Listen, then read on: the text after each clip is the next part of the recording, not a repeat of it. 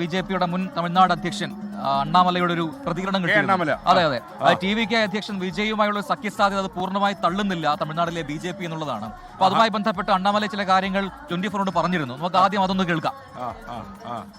It's a good party, sir. It's a formidable party, and it run by Mr. Vijay, who himself is a top cinema star, and no complaints. So everybody has got the right to enter politics. Everybody can come talk to people. Constitution gives them the right. But I am hoping and praying that people of Tamil Nadu, they're very clear, because when they see a political party which has to come to power, they look for multiple reasons. One, experience, depth, whether they have the leadership ability, whether they have people in all the 234 assembly constituencies, whether they have people who can sit in ministerial roles and deliver governance. So politics is not one-man show, right? Not one-man show. With due respect to Mr. Vijay, I believe people will look at all these possibilities and they give their vote to NDA, because they're very clear that DMK has to get out of power. R അച്യുതന്റെ കൂടുതൽ വിശദാംശങ്ങളുമായി ചേരുന്നുണ്ട് ഡൽഹിയിൽ നിന്നും.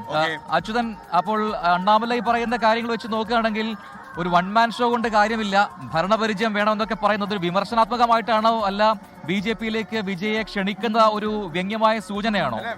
വിജയ് അവിടെ ചെല്ലണമെന്ന് ബി.ജെ.പിയുടെ ആവശ്യം ആണ്. പക്ഷെ പറഞ്ഞിരിക്കുന്നത് ടി.വി.കെ നല്ല പാർട്ടിയാണ്, പക്ഷെ വൺ മാൻ ഷോ കൊണ്ട് കാര്യമില്ല എന്നാണ് പറയുന്നത്. ഭരണപരിചയം വേണം. അതെ ആർ അച്യുതൻ പറയും ബാക്കി പോയിന്റ്. അതെ.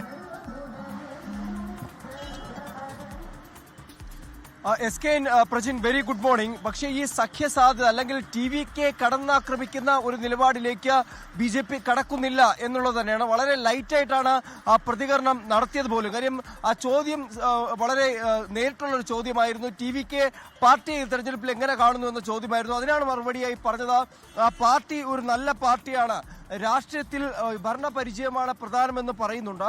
വൺമാൻ ഷോ കൊണ്ട് കാര്യമില്ല. ജനങ്ങൾ, തമിഴ്നാട്ടിലെ ജനങ്ങൾ പല കാര്യങ്ങൾ വിലയിരുത്തിയായിരിക്കും അവരവരുടെ നേതാക്കൾക്ക് വോട്ട് രേഖപ്പെടുത്തുക. അതിലൊന്ന് ഈ പരിചയം, ഇതുമായി ബന്ധപ്പെട്ടുള്ള അനുഭവം, അതുപോലെ തന്നെ മറ്റൊന്ന് ലീഡർഷിപ്പ് ക്വാളിറ്റി. ഇതെല്ലാം നോക്കിയായിരിക്കും ജനങ്ങൾ തെരഞ്ഞെടുക്കുക.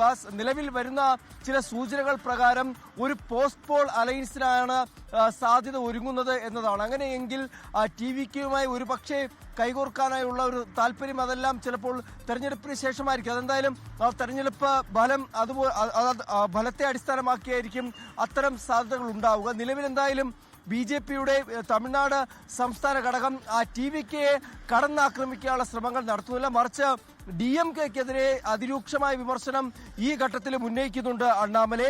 അതായത് സംസ്ഥാന വ്യാപകമായി തന്നെ ഒരു ഭരണവിരുദ്ധ വികാരം DMK-ക്കെതിരെ ഉണ്ട്. അത് ഇത്തവണ ഒരു ജനവിധി അതിനെതിരെ ആയിരിക്കുമെന്നാണ് മുൻ അധ്യക്ഷനായിട്ടുള്ള അണ്ണാമലെ പ്രതികരിച്ചിരിക്കുന്നത്.